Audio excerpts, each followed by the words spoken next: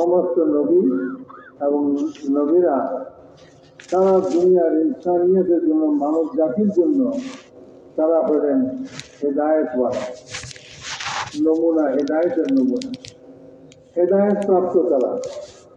আর সাহাবায়ে কেরাম রাদিয়াল্লাহু তাআলা আজমাইন তারা এই উম্মতের যেহেতু সবচেয়ে নিকটবর্তী, এই উম্মতের প্রথম শ্রেণী তারা, তো কাজেই এই উম্মতের জন্য তারা হলো হেদায়েতের নমুনা।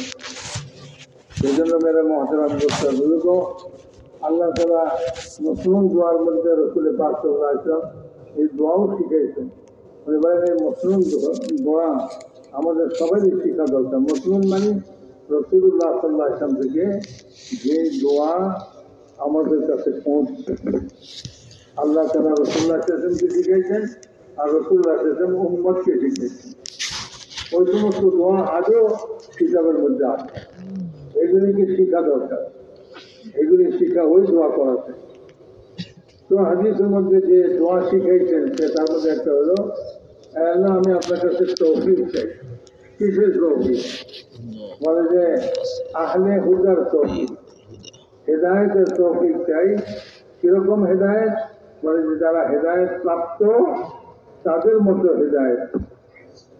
তো তা হেদায়েত প্রাপ্তকে নবীরা হেদায়েত প্রাপ্ত, আর নবীদের যারা সাহাবা ছিলেন, আমাদের নবীর সাহাবারা, বলে তারা সবাই হেদায়েত প্রাপ্ত ছিলেন।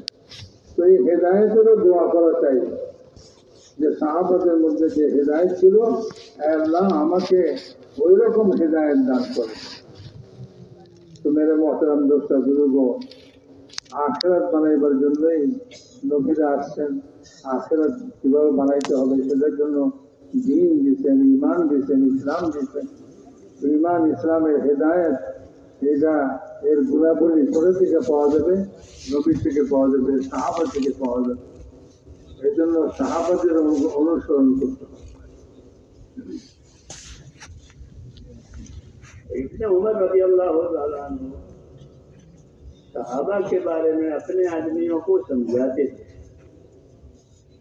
ان کے شاگرد تھے ماشاءاللہ، بڑے بڑے عبادت گزار، بڑے بڑے محنت والے، بڑے بڑے قربانی والے، عشاء کے وضو سے صبح کی نماز پڑھنے والے ان کے شاگرد تھے ابن عمر کے. تو عشاء کی نماز کے وضو سے عبادت کرتے ہوئے صبح کی نماز اسی سے پڑھتے، دوسرے وضو کی ضرورت نہیں پڑتی. ایسے ان کے شاگرد تھے. تو اپنے تم اصحاب محمد کو جانتے ہو صلی اللہ علیہ وسلم، کہ ان کی کیا صفتیں تھیں؟ صفتوں کا تذکرہ ہوتا ہے تاکہ لوگ صفتوں کو اپنے اندر پیدا کریں. ان کی ذاتیں تو چلی جاتی ہے، ان کی صفتیں باقی رہتی ہیں. اس کو نقش حیات کہتے ہیں، اسی صفت ان کی زندگی کا نقش حیات. انہوں نے صحابہ کی صفت بتائی اور وہ ہم تک پہنچی. کہ وہ کون لوگ تھے؟ تو اولئک اصحاب محمد، وہ اصحاب محمد ہیں. کیسے ہیں؟ اقرهم قلوبا، کہ ان کے دل بہت پاک ہیں. ان کے دل بہت پاک، کتنے پاک ہے؟ کہ کفر سے پاک ہے، شرک سے پاک ہے، حسد سے پاک ہے، عداوت سے اور دنیا کی محبت سے پاک ہے. یہ جن چیزوں کو نہیں ہونا چاہیے ان کے قلوب اور دل پاک ہے. اولئک اصحاب محمد اقرهم قلوبا، کہ ان کے دل پاک ہے، آپس میں بھی ان کے قلوب پاک ہے. حضور نے منع فرمایا تھا ولا تحاسدوا ولا تباغضوا وكونوا عباد اللہ اخوانا. حسد مت کرو آپس میں.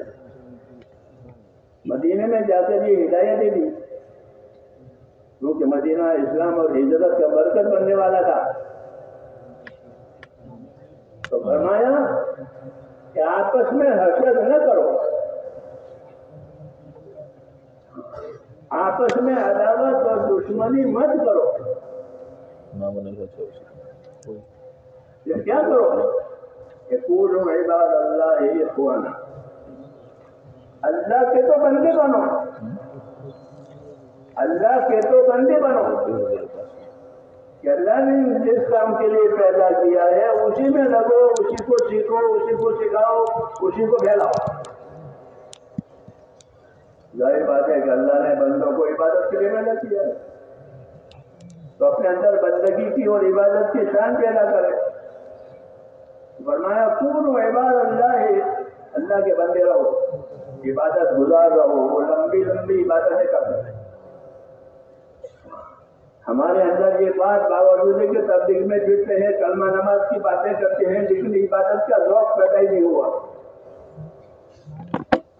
हाँ, इबादत की मिक़दार बढ़ गई हो तबलीग में लगने के बाद, होगा कोई अल्लाह का बंदा शाद, वरना ये बात नहीं पैदा हो रही है। वरना इस काम की वजह से तो फरिश्तों वाली सिफतें आती हैं कि कोई सिजदे में पड़े हुए हैं क़यामत तक, कोई रुकू में है क़यामत तक फरिश्ते। हाँ, कि हमको फरिश्तों वाली चीजें नहीं है, इबादत का ज़ौक़ बढ़।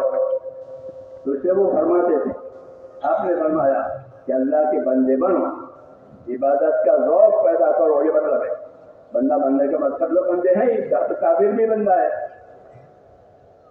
अल्लाह के बंदे बनो, इबादत का ज़ौक़ पैदा करो, इबादत का शौक़ पैदा करो, और आपस में भाई रहो। अल्लाह का मामला आवे तो बंदे बन जाओ, जो अल्लाह कहेंगे वो करेंगे, जो अल्लाह मना करेंगे वो नहीं करेंगे। और आपस का मामला आवे तो भाई बन जाओ। भाई की मिसाल ऐसी होती है जैसे हाथ, अगर इस हाथ से एक काम न हुआ तो फौरन दूसरा हाथ पहुंच जाता है। आप कोई मटका उठाओ, वो मटका ये वो चीज एक हाथ से नहीं उठी, फौरन दूसरा हाथ पहुंच जाता है। तो मटका उठा लिया, वो बोरी उठा लिया। हाँ भाई, इस हाथ से काम न हो सका, वो फौरन पहुंच जाएगा दूसरा भाई।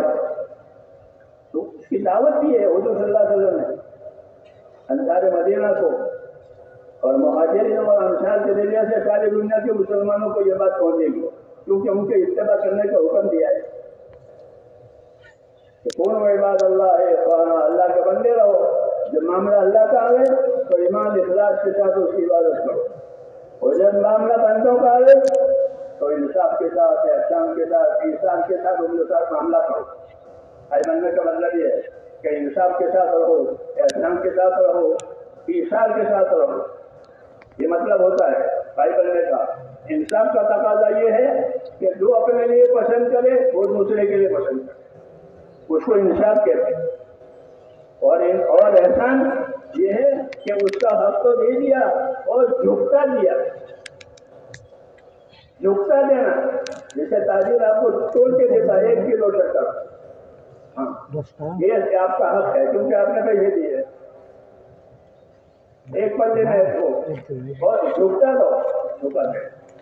ये झुकना कि वो एहसान है, क्यों कि अल्लाह को ये पसंद है। इन्नल्लाह यामुरु बिल अदल वल इहसान, अल्लाह हुक्म देते हैं बंदों को इंसाफ करने का, कि जो अपने लिए पसंद करो वो दूसरों के लिए पसंद करो, और इसके ऊपर ये कि अपनी तरफ से उन पर एहसान करो, क्योंकि अल्लाह एहसान करने वालों से मोहब्बत करते हैं। तो ये सहाबा की सिफत है।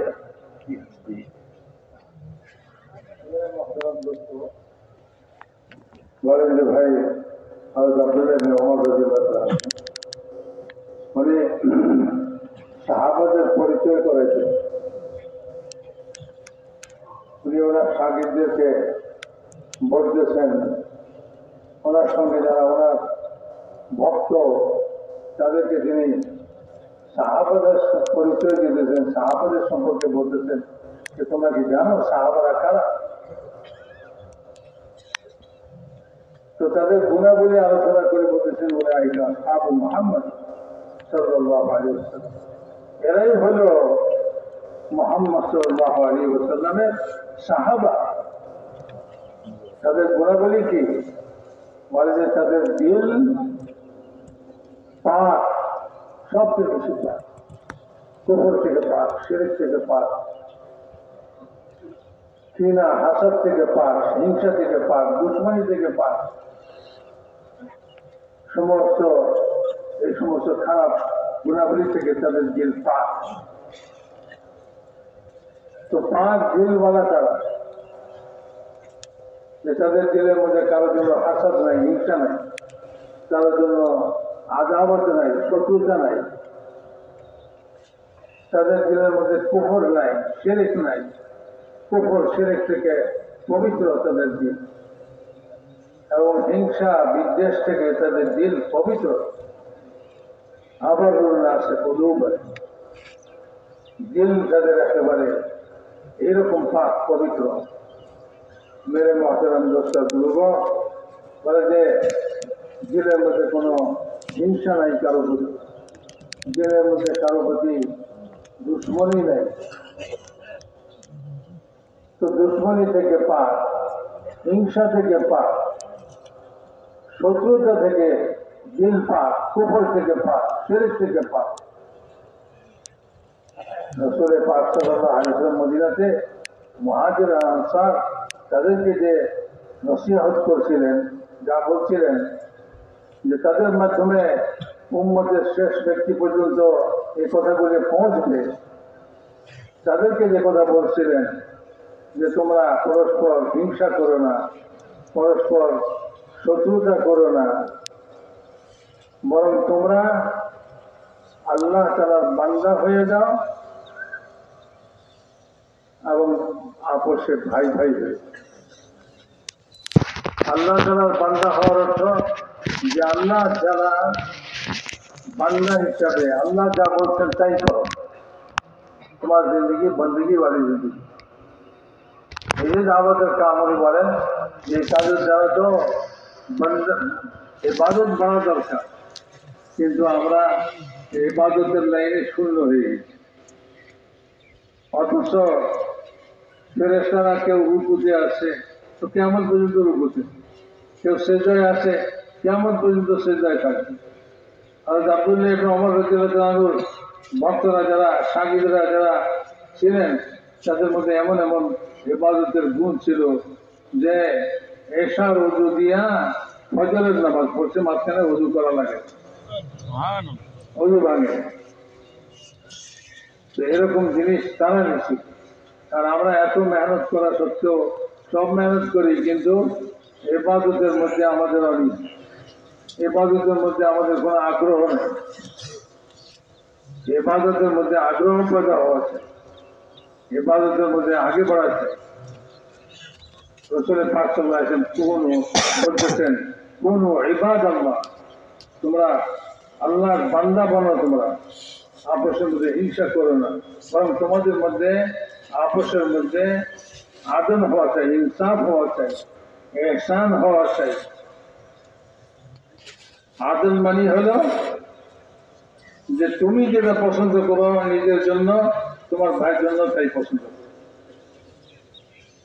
আর ইহসান হলো বলে যে যা তার পাওনা আছে তার চেয়ে বেশি দাও তাকে, পাল্লাটা ঝুঁকায় দাও, পাল্লায় মাপতেছে সমান সমান, ইনসাফ। তো বলেন না একটু বেশি দিয়ে দাও, ইহসান করো। ইন্নাল্লাহা ইয়া'মুরু বিল আদলি ওয়াল ইহসান, আল্লাহ তাআলা তো হুকুম করতেছেন আদল করো, ইনসাফ করো আর ইহসান করো। ইনসাফের উপরে হলো ইহসান। তো আল্লাহ তাআলার বান্দা হওয়ার অর্থ হলে যে আল্লাহ তাআলা যা বলেন তাই করো। আর রাসূল পাক সাল্লাল্লাহু আলাইহি ওয়াসাল্লাম বলতেছেন যে তোমরা পরস্পর আল্লাহর ভাই হয়ে থাকো, একে অপরের ভাই। ভাই মানে কি? একজন আরেকজনের সাহায্য করে। যেমন এই হাত, এক হাতে কোনো একটা কলসি উঠে দিয়ে যেতেছে, একটা বস্তা উঠে দিয়ে যেতেছে, এক হাতে বস্তা উঠে না, এক হাত বস্তা উঠে দিতে পারতেছে না, সঙ্গে সঙ্গে দ্বিতীয় হাতটাও যোগ দিয়ে দেয় তার সঙ্গে, আমিও আছি, দুই হাতে নিলেও ওরা ঠিক এরকম ভাবে ভাই ভাই ভাই হওয়ার অর্থ হলো এই যে একজন আরেকজনের সাহায্য করে, একজন আরেকজনের তাদের নিজের জন্য যেটা পছন্দ করে অপরের জন্য সেটাই পছন্দ করবে, তারপরে কাজ করবে এবং তার সাহায্য সহানুভূতি করবে, হিসাব করবে, প্রয়োজনকে পিছনে রেখে তার প্রয়োজনকে পুরা করবে। তো মেরে মহতারাম দোস্ত রাসূলুল্লাহ সাল্লাল্লাহু আলাইহি ওয়াসাল্লাম বলতেছেন কুনু ইবাদাল্লাহি ইখওয়ান, যে তোমরা আল্লাহর বান্দা হয়ে যাও, আল্লাহকে খুশি করার জন্য যা করা দরকার, আল্লাহ তাআলার ইবাদত করা দরকার, তো আল্লাহ তাআলার ইবাদতের মধ্যে সময় লাগাও। তোমাদের ইবাদত করা দরকার, তো আল্লাহ তাআলার ইবাদতের মধ্যে সময় লাগাও। তোমাদের ইবাদত